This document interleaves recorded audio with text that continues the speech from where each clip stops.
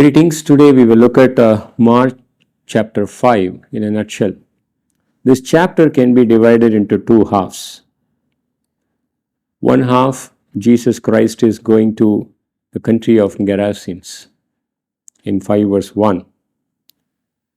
And then in 5 verse 17, he is asked to leave from that country.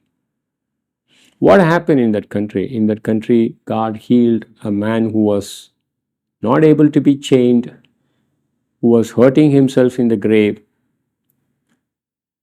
and he released him from the evil spirit. But what was the response of the country people?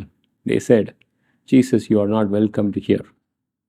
We want you to get out of this place. That is the first half of Mark chapter 5. Jesus goes as an uninvited guest to heal people, and after the healing, people did not welcome Jesus Christ. What happens in the second half of the chapter? Jesus Christ crosses the other side of the sea in verse 21. You know what? He was welcomed there. There was a man called Jairus, official of the synagogue. He implored Christ to come to his home to heal his daughter. Jesus goes there, but by then the daughter dies and Jesus raises her up from the dead.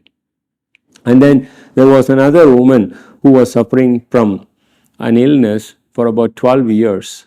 She reaches the hem of the garment of Jesus Christ and she gets healed. And people welcomed him the other side of the sea. And Jesus was able to perform miracles. And this chapter divides into two halves. One group did not welcome Jesus Christ, but God was interested in healing people. Whereas the other group welcomed him. God was so happy to heal them. It's not about our problem.